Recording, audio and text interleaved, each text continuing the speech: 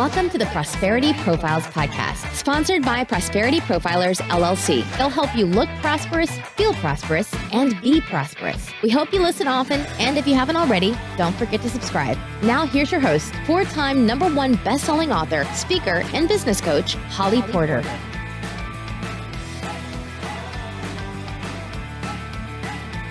Hi, everyone. Welcome back to the show today. If you've listened before, then you know you're always going to be in for a treat because I bring some awesome people to the show. And again, I will not disappoint you. Today we have a new friend of mine that I'm fairly just newly acquainted with, and his name's Jeff Steinberg, and he is going to wow you. So welcome to the show, Jeff.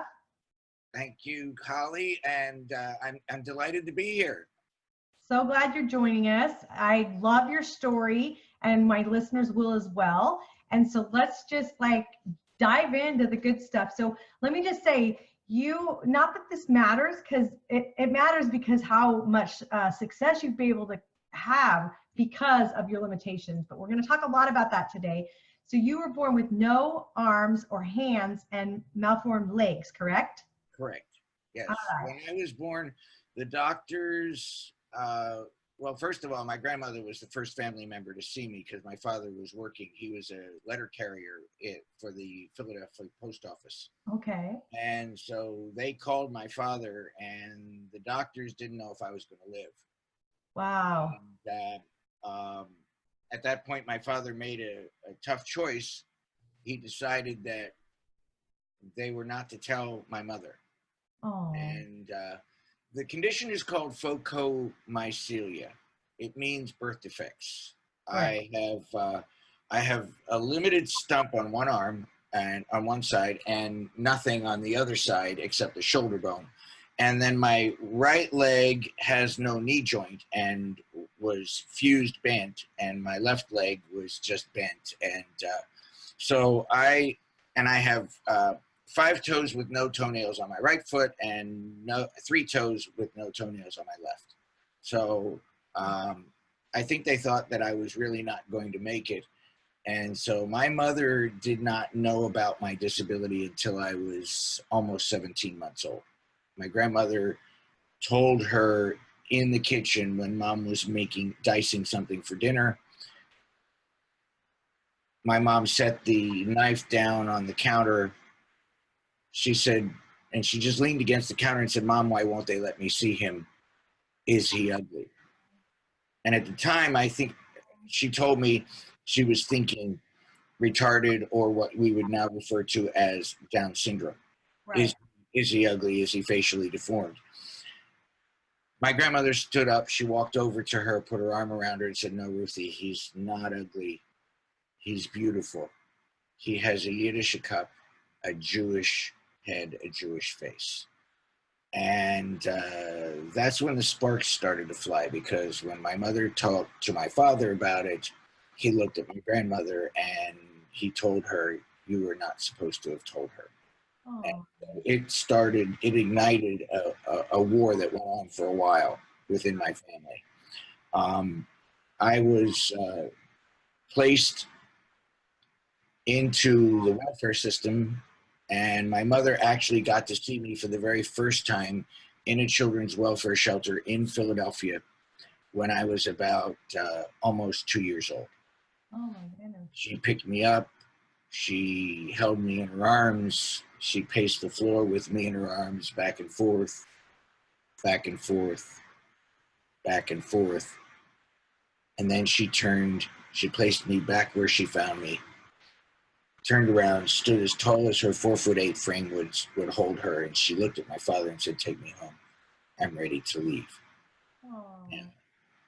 Wow. It would take a lot of years and a lot of tears, and before my mom and I would finally one day come and face the subject. And she looked at me at one point and she said to me, "Jeffrey, I did not nurse you.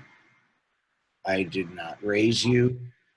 I didn't even know how to love you." Oh. Now, for anybody in the audience that's thinking that their life was a hot mess, that'll make your day. Yeah. To have your mom tell you I didn't know how to love you.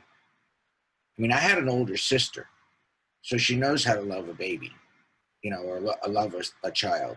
Right. And when I was about 2.5 years old, I was seen by Dr. John Royal Moore at Shriners Hospital for Children in Philadelphia. He looked at my legs. He said, I think we can fix this little guy. And they began. I had some 25 to 35 plus surgeries. I nearly died at one point of what doctors refer to as dysautonomia. They were using ether at the time. And for Jewish males from a certain region of the world, ether caused a condition known as dysautonomia. My eyes rolled back in my head, my lips turned blue, my skin turned white, and they had to give me full-on oxygen to revive me. Wow. They finally got it right. They figured it out, and after the second time, and started using sodium pentothal, and then they started to do the surgeries. They fitted me with my first prosthetics, my artificial arm, and leg brace on my right leg, and they taught me to walk. I went to school at Shriners, and I was in and out of Shriners from the time I was about 2.5 until I was about 8 years old. Okay. The doctors would come on Friday rounds, and they would discuss me like I wasn't there, so I'd start repeating, and eventually the head doctor would turn and look at me and say, would you like to tell them? And so I would give them the whole spiel. Yeah. When I was about 8 years old, the doctor came to me and he said, Jeffrey, we're going to send you home. We can't do anything more with you till you stop growing. Right. I looked at the doctor and I said, well, give it a week. I am about 4 feet 6 inches tall when I have my brace on. I lived at home for about 9 months. It was very difficult for my mom to take care of me and 3 girls because my father left for work early, came back at dinner time, and then taught Hebrew school in the evenings. So after only 9 months of living at home, I tell everybody, I said, the real reason that it was hard for my mom to take care of me and 3 girls was the girls. You know, it's always the girls. Always the girls. Mom, I don't have anything to wear. Yeah. Yeah. So I was placed into foster care for about 8 weeks with a family that had a daughter that had cerebral palsy. And then after 8 weeks, my father and mother came to pick me up, moved me to about 63 miles away to the Good Shepherd Home for kids with disabilities and old people in Allentown, Pennsylvania. Mm-hmm. I lived at Good Shepherd as a resident, and I went to public school.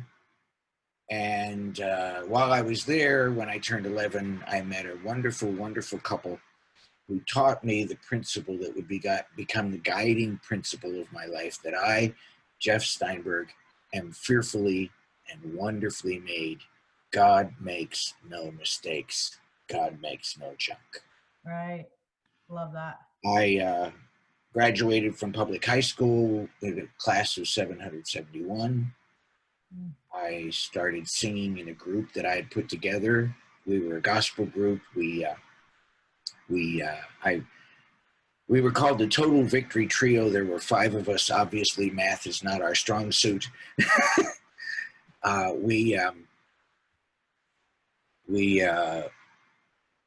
went to college for that year.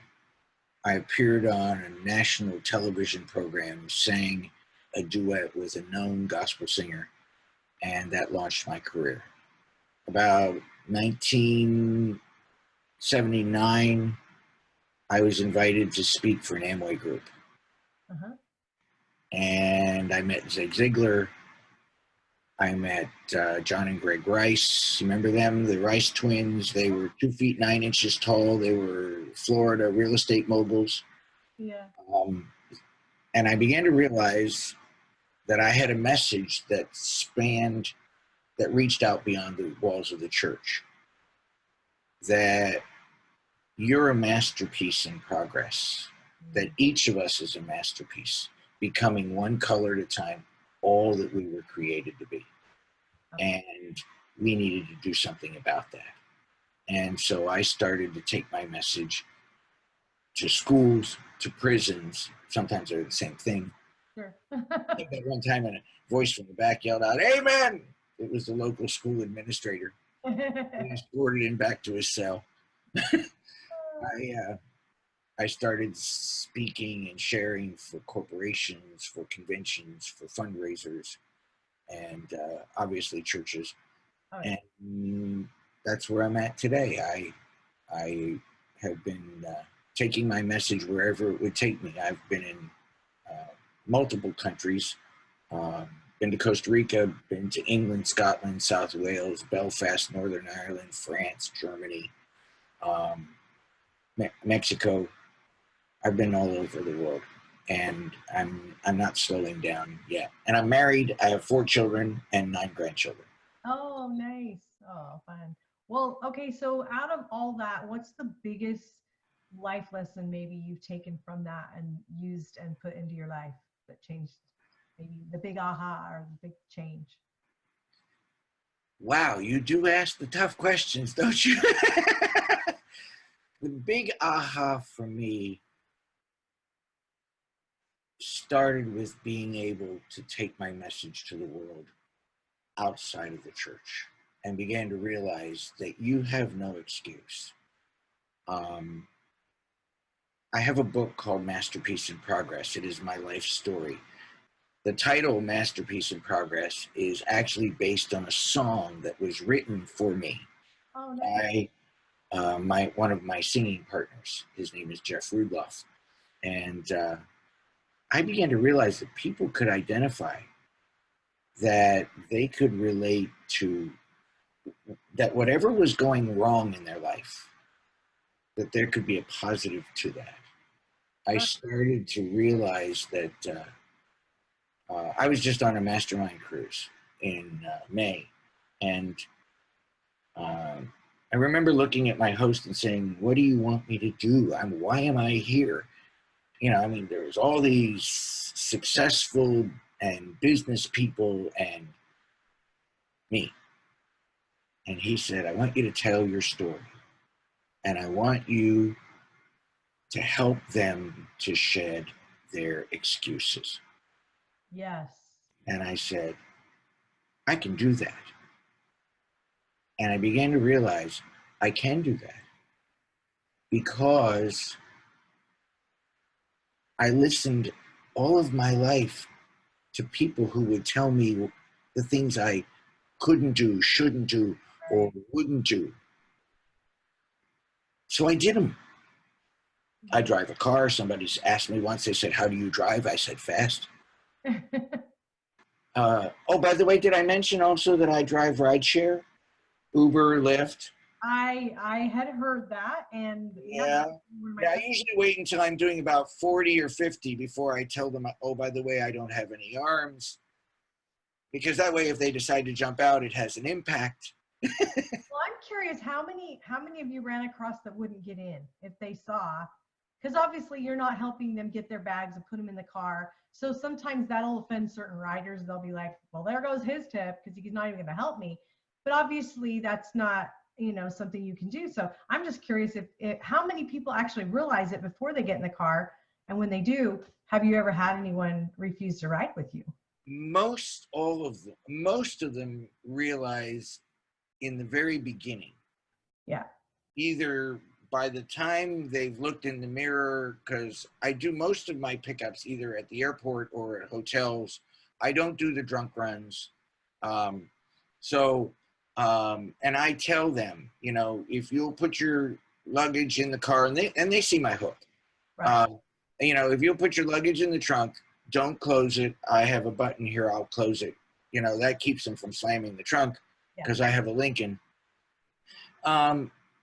To answer your question, I've only had one person ever in almost 4 years that has had a problem, and she was mentally or emotionally challenged. Okay.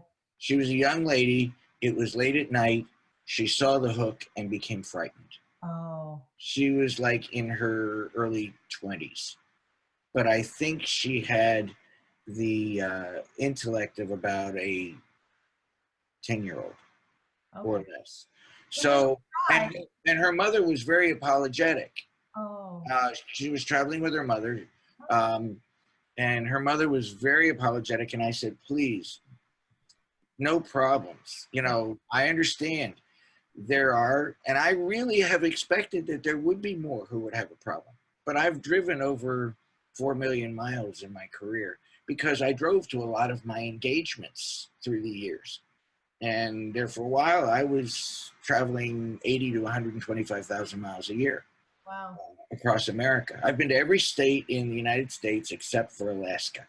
Mhm. Somebody from Alaska, book me so I can add that to my bucket list. That's right. Okay, so I have a question for you. So, um, how did you overcome like the people, there's just people that they're interested more than anything, but children especially, they stare, people stare and they're just like, wow, how did you overcome? I mean, it's probably something you've always had to deal with, so maybe you didn't know any different because you were born this way, but I just been curious. I'm always curious because I remember my children, and I had a daycare when I was younger. We go on a field trip, and if there was somebody even in a wheelchair, they didn't see that very often. So it was like the stares and points and saying things. Like sometimes kids don't have filters. I'm just That's curious okay.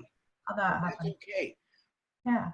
When we were on the cruise, there was a boy about 5 years old, and he was pointing at me. I was standing in the hallway, and we were talking with some of the guys from our group, and Mhm. the mother was trying to get him to stop, and she finally scolded him and kind of slapped his hand and turned his head. And I immediately said, "Ma'am," and she stopped and she looked, and I went over and I said, "It's okay. Aw, He's curious. He's going to become afraid yeah. if you don't let him ask the questions. And it's okay because I don't mind answering them. And most people with disabilities don't mind. It's true, but people need And to if they know do, that, it's their problem, not the child's problem. right? Because kids are naturally curious. So I showed him my hook. I showed him how it worked. I opened the hook and let him put his hand in it. And I mean, it made the biggest difference. But I use humor Yeah. a lot. I'm an award-winning comedian humorist anyway because I use humor in my performances. I had a businessman got in my car, and he sat in the front, and he saw my hook on the wheel, and I knew right away what his handicap was because he had an Armani suit, and I thought, okay, here it comes. And he looked at me and he didn't say, hi, how are you? What's happening or whatever. He just looked at me and said, were you born like that? Oh God. I said, without the hook. I said, that would really hurt. I said, my mom would not be happy. Oh, that's funny. People don't get it. I had an 8-year-old yesterday in my car that I picked up at the airport. Right. And I said, his mom said, he and his sister were curious about my hook. And I said, do you know who Captain Hook is? He said, yeah. I said, well, he's my cousin. Oh. And he started to laugh. And I said, you believe that, right? He said, of course. He said, we're near Disney World. Oh, cute. I love it. I had a 5-year-old that wanted to know why I didn't have any hands. I told him I used to bite my fingernails. And one day I went too far. Oh He's my still God. in trauma therapy. But you know what? It's the best medicine. And Sure it is. so we know, okay, we're getting close to the end of the show, and I know you're so entertaining, so everyone's going to want to know more. So where would they go to find out more about you? We will put it in the show notes, but can you just the best way to contact you or to connect with you? Go visit jeffsteinberg.net. Okay. That's Jeff Steinberg, STEINBERG.net. Don't go to .com. It's a bald guy with a baton. Well, at Go least to you have Jeff. hair. You might not have arms, but you got hair, right? At least I got the hair. So, jeffsteinberg.net. If you want to schedule me, it's booking at jeffsteinberg.net. And you can also look me up on Facebook. It's at Jeff Steinberg /masterpiece in progress. I believe that's what it is. So I love that. And then they can get your book, I'm sure, on Amazon, right? Or your yes, website? my book is available. Masterpiece in Progress is available on Amazon.com. It's available in Kindle. It's available on Audible.com. Or you can go to jeffsteinberg.net and order it directly from me, and I'll even sign it for you if you request it, although it costs you a bit for shipping and handling and that sort of thing. But, and I'm working on a new book. That too. I'm working on a new book. I'm excited about it because it's about asking all the questions that never get asked about how to be successful in life. You know, Roger Salam once said to a crowd, he said that the most successful and the greatest leaders in the world are not the persons who know all the answers, but the ones who know what questions to ask. And I'm working on a book that helps you to ask the right questions, because if you don't like who you are, nobody's going to want what you have to offer. Right. No matter what you know about your industry. Right. If you don't like who you are, if you don't believe that you're a masterpiece in progress, if you're making up excuses and finding reasons why you're not good enough, nobody's going to want what you have to offer, because the first thing you sell is yourself. So I can help you find that masterpiece and put aside the excuse or the obstacles, you know. So get in touch with me. You can call me at 901-230-JEFF or 901-230-5333. You can also contact Red Carpet Connections. You know Andrea, and she can put you in touch with me as well. So I would love to be a part of an event you've got going, or a part of your group, or just inspire the heck out of you. Well, I think, yeah, listeners, you realize you probably want more of Jeff. So check him out, and he's an amazing person, and I can't wait to get to know him a little better myself. So thank you for listening, listeners. Thank you, Jeff, for joining us on the show today. I'm looking forward to working with you, Holly. Yeah, absolutely. And everyone, enjoy the rest of your day or evening whenever you're listening to this. We'll see you next time on another day at the podcast. And remember, you're a masterpiece in progress. Yay! Bye for now.